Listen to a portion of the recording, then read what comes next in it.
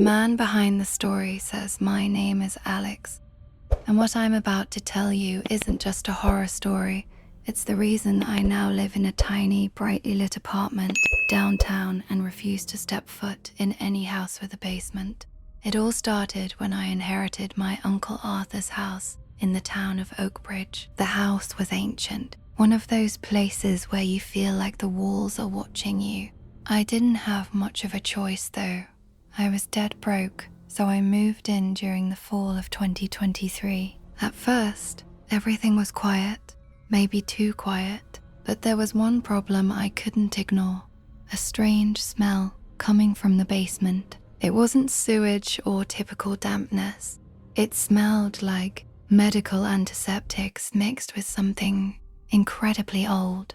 One Saturday morning, I decided to head down to the basement and settle the mystery once and for all. I opened the door and started down the wooden steps, one by one. The basement was massive, filled with heavy wooden crates, covered in white sheets that had gathered years of dust. I began moving crates to clean the northern corner, where the smell was strongest, and when I pulled away a giant wardrobe that was flush against the wall, I noticed something odd.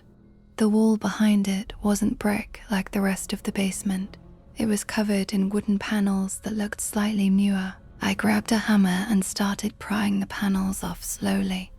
With every board I removed, a dark cavity appeared behind it. After half an hour of work, I discovered a small metal door. It had no handle on the outside, only a tiny keyhole. I remembered an old set of keys I'd found in my uncle's desk drawer, ran upstairs to grab them, and started trying them one by one until I heard the lock click. I forced the door open through the rust, and a wave of freezing air hit me, air that had been trapped for a long time. I stepped inside with my flashlight, and what I saw made my heart stop. It wasn't a storage room, it was a surveillance room. There was a wooden desk with 4 old monitors and wires running everywhere, disappearing into the walls. But what truly made me tremble was that the screens were on. They were showing a live feed of the rooms in the very house I was living in. The first screen showed the kitchen, the second showed the living room, the third showed the hallway leading to my bedroom, and the fourth, it was pointed at the basement entrance. It had been recording me as I walked down just moments ago. I sat on the worn-out chair, trying to process the shock. Who was watching whom? Was my Uncle Arthur the observer or the victim? Beside the monitors, there were shelves filled with VHS tapes, numbered by year. I pulled out a tape, dated November 2023. This current month, I slid it into the small player next to the screens and started watching. The camera was pointed at my bedroom, and I saw myself sleeping just 2 nights ago.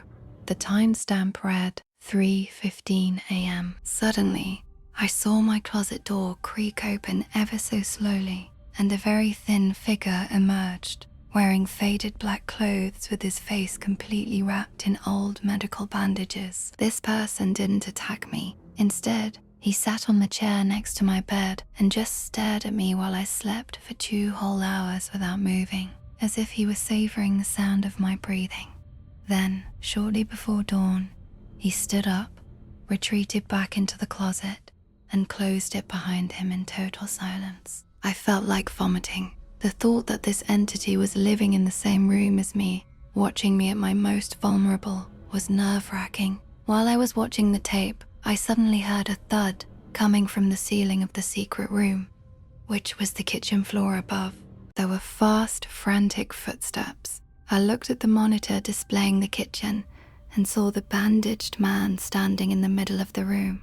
He was holding a long kitchen knife spinning around as if searching for something. Suddenly, he stopped and looked directly into the hidden camera, as if he knew I was watching him right then from below. He began walking slowly toward the basement door and opened it. I saw him on the 4th screen starting to descend the stairs, step by step, dragging the knife along the wooden railing, making a bone-chilling sound. I realized I was trapped in this tiny room with no other way out. I switched off the flashlight and huddled in the corner, pressing my hands over my mouth to stifle even the slightest sound. I heard him reach the bottom of the basement. His footsteps were heavy and erratic. He began to whisper in a hoarse, loathsome voice. "Alex, I know you're in there. You ruined the game. Why did you come down here?" He started stabbing the wooden panels I had pried away earlier with his knife, and the sound was so close.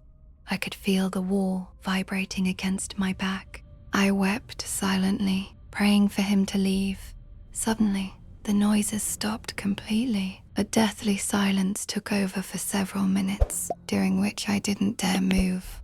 I thought he was gone, but when I looked at the fourth monitor again, in the dim glow of the screen, I saw his bandage-covered face pressed right against the camera lens, his bulging eyes staring directly at me from behind the glass. He slammed against the metal door with immense force, but I had jammed my heavy bag behind it as a barricade. He began letting out sharp, animal-like shrieks, throwing his body against the door. At that moment, I noticed a small ventilation opening at the top of the room, leading to the backyard. I didn't think twice. I dragged the table over, climbed up, and started pulling my body through the narrow gap, just as the metal door began to buckle under his blows. I tumbled out into the open air, trembling, and ran toward the main road, not stopping until I reached a distant gas station. When the police returned to the house, they found no trace of the man. The secret room was completely empty. Even the monitors and the videotapes had vanished, as if they had never existed. But the officer told me something that made me wish I had never inherited that house. He said my Uncle Arthur didn't die of a heart attack as I was told, but was found dead inside his closet, his body wrapped in the same kind of old medical bandages. I never sleep in the dark now, and whenever I hear a sound inside my closet, I leave the room immediately, because I know the silent tenant is still looking for a new home, and maybe he's already found it. My name is Mark, and what I'm about to tell you happened in the winter of 2021, an experience that caused me to abandon living in old buildings forever. I had rented an apartment in a classic building dating back to the early last century in the city of Bristol. The apartment was spacious, and the price was incredibly tempting, but it needed some minor repairs to the walls and the wallpaper, which had begun to peel due to dampness. In the early days, I used to hear strange noises at night, very faint, scratching sounds, as if something were moving inside the walls. I told myself it was just mice, or perhaps the old wood expanding in the bitter cold. I would put on my headphones, play some calm music, and sleep without giving it much thought. The building was old, and it was natural for it to make noise. However, things began to take a strange turn. After the second week, I started feeling that some of my small belongings were disappearing. My keys weren't where I left them. The pack of cigarettes I left on the table was short a few, and even the leftovers in the fridge looked as if someone had tasted them. One night, I woke up at exactly 4 a.m. to the sound of a deep, steady breath. The sound was so close that for a moment, I thought someone was standing right beside my bed. I quickly switched on the lamp, but the room was completely empty and the door was locked from the inside, just as I had left it. I looked at the wall next to my bed and noticed a very small hole in the wallpaper, a hole I hadn't noticed before. I leaned in and pressed my eye against it, but I saw nothing but pitch black darkness. The next morning, I decided it was time to renovate and paint the room, hoping that would put an end to the dampness and the noises. I began peeling away the old wallpaper in the corner where I'd heard the sound, and as I removed a thick layer of the worn paper, I discovered something that made my body shudder. The wall behind the paper wasn't solid concrete, Instead, there was a wooden panel hidden with extreme care, painted the same color as the wall to look like part of it. I used a sharp knife to pry open the gap between the panel and the wall, and as soon as I pulled it back slightly, a foul stench erupted, the smell of stale human sweat and rotten food.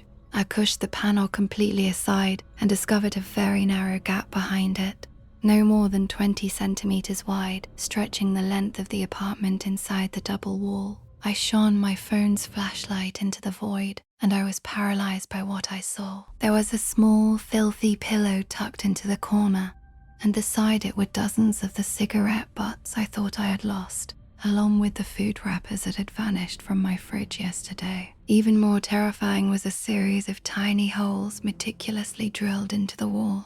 Holes that allowed whoever was inside that space to see every corner of my apartment, the kitchen, the living room, even the bathroom. There was a hole drilled right next to my bed, in the exact spot where I had heard the breathing. This man was a former tenant of the building. He had been reported missing years ago, but in reality, he never left. Instead, he built a secret world for himself inside the walls, watching the new tenants, stealing their food, and living among them like an invisible shadow. In his hiding place, the police found hundreds of photos he had taken of me and other tenants while we were sleeping. The man wasn't a supernatural being, but a completely deranged human, obsessed with surveillance and living in the shadows of others. I now live in a very modern house with glass, exposed walls, because I can no longer stand the thought of an empty space behind a wall. Whenever I hear a slight scratching sound or the wood expanding, I remember that eye watching me from behind the hole, and I realize that the true monsters aren't ghosts. They are humans living in the dark corners we ignore, waiting for the moment we close our eyes to become part of their private show. This story is a warning to everyone living in old apartments. Do not ignore the small sounds, and do not always assume they are just mice. Sometimes the silence before you fall asleep is filled with the breath of someone else, someone just a few centimeters away from you, separated only by plaster and wood. Always remember to check your walls. Perhaps you aren't alone in the room, and perhaps someone is watching you right now as you listen to this story, waiting patiently for the lights to go out.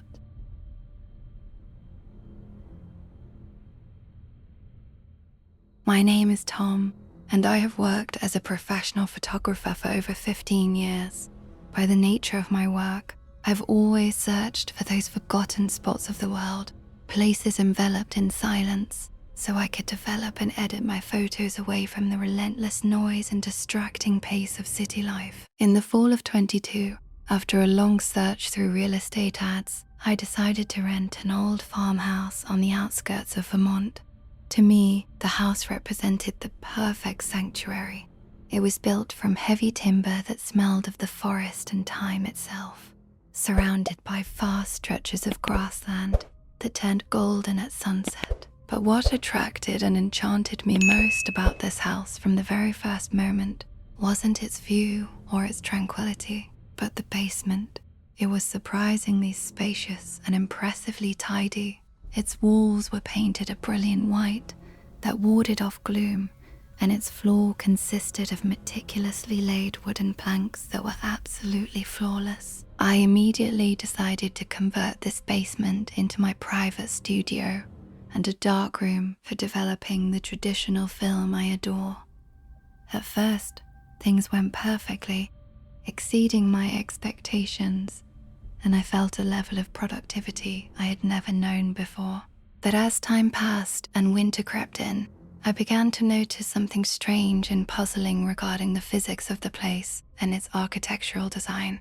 When I stood outside to smoke a cigarette, under the moonlight, I would look closely at the small basement windows that sat just a few centimeters above the ground. Then, when I went back inside, I would get a persistent and unsettling feeling that there was a missing space within this house, based on the height of the basement ceiling from the outside compared to the ground level. It was logically supposed to be at least 2 meters deeper than it appeared from the inside.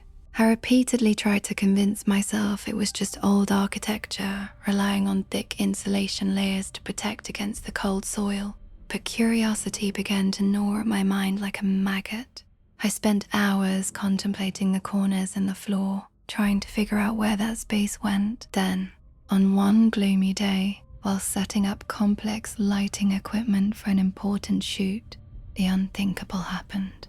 I tripped over a camera cable stretched across the floor, and I dropped a high-end Leica lens, the most valuable piece I owned. The lens began rolling across the wooden floor with a sound that sent terror through my heart until it settled in a very narrow, dark crack located directly under the wooden stairs leading to the upper floor. I grabbed my powerful flashlight and tried to pull the lens out with my fingers, but I discovered with shock that the crack was much deeper than it had first appeared. I began to meticulously inspect the floorboards in that dark corner and found that one of the boards moved ever so slightly when pressed with my toe, as if it hadn't been nailed down like the rest. I used a small metal crowbar to lift the board with extreme caution, and what I saw at that moment made my heart drop and my entire body tremble. Beneath the floor I had been walking on every day for a month, there was no solid concrete or soil, but a dark, desolate void stretching across the entire area of the basement. I discovered that there was a false floor located 1.5 meters below the upper floor I lived on. I shone the flashlight downward with a shaking hand and saw my lens resting on a revolting pile of old, torn clothes that smelled of dampness and rot. I had no choice but to go down to retrieve it, so I made a larger opening by prying up several other boards and descended very slowly, feeling an unjustified terror sweeping through my being, as if I were stepping into the throat of a giant beast. As soon as my feet touched the lower floor, a powerful and suffocating smell of decay erupted, a scent that fresh air hadn't touched in decades, as if the place were a storehouse for dead secrets. The space below was like a narrow, secret dungeon, its ceiling being the floor of my studio above. There was a worn, broken bed in the far corner, and a collection of rusted iron cages that looked, in the flashlight's beam, as if they were meant for large animals, or perhaps other entities I didn't want to imagine. But the thing that truly made my skin crawl and stole my breath away was the presence of a long row of old children's shoes of various styles. They were arranged with extreme precision on a long wooden shelf according to size, from the smallest infant shoe up to teenagers' footwear. They were perfectly clean and shining under the light, as if someone were polishing and caring for them daily in this darkness. I began searching for my lens with a frantic speed to get out of this haunting place that was choking me. As I crawled under one of the large cages, I found an old Polaroid camera covered in oil stains, and beside it was a massive pile of recently printed photos. I grabbed the photos and aimed my flashlight at them, and in that moment, I felt the blood freeze completely in my veins. The photos weren't of missing children or the former homeowners. They were photos of me. There were hundreds of pictures taken of me from below, through tiny openings cleverly hidden between the floorboards I thought were solid. There was a photo of me making coffee in the kitchen yesterday morning, a photo of me sleeping on the sofa in the living room, and most terrifying of all, a photo taken just minutes ago of me standing stunned over the opening I had just descended through. In that fatal moment, I heard a sound I was never supposed to hear in this secluded house, the sharp metallic click of the upper basement door being locked from the outside with a heavy iron padlock. Someone had been watching me, and they had locked me inside the basement while I was trapped in this suffocating lower void. Then the sound of sharp nails or claws scratching began coming from a dark corner where my flashlight's beam hadn't yet reached. I recoiled, trembling like a leaf, when suddenly a voice emerged from the depths of the darkness, a hoarse voice, like rocks grinding together, whispering a single word that made my hair stand on end. My lens. I realized in a terrifying moment that the lens had never fallen by accident. It had been pulled through the crack with a thread or a tool to lure me down here. From the shadows emerged a very thin figure, his skin so pale it was almost translucent, as if the sun hadn't touched it in eons.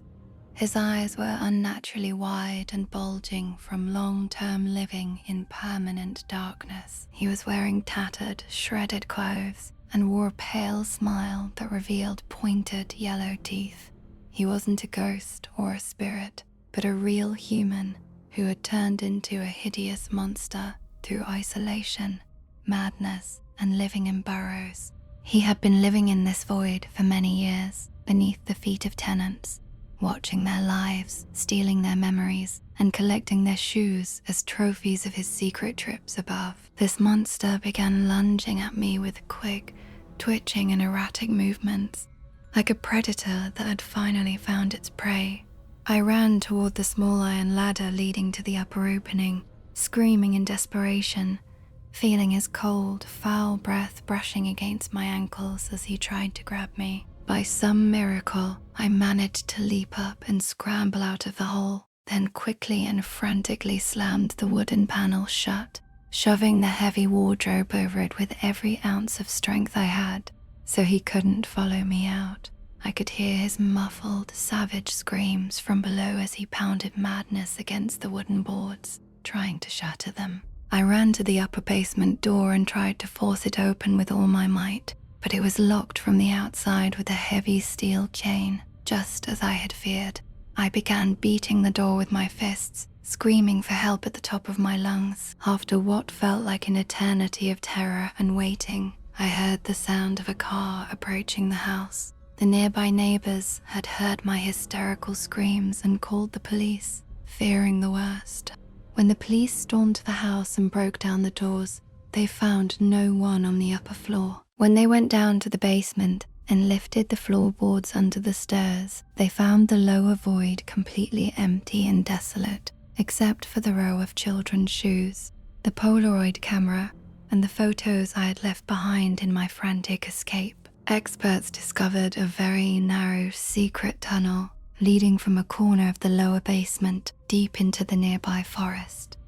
A tunnel the monster used to move about and go out to hunt or observe without being seen. The police never found that person despite intensive search operations, but in the lower void, they found remains of fresh food and the IDs and passports of former tenants who had been reported missing under mysterious circumstances years ago. I now live in a modern apartment on the 10th floor in the middle of the city, where there are no basements, no voids, and no old timber.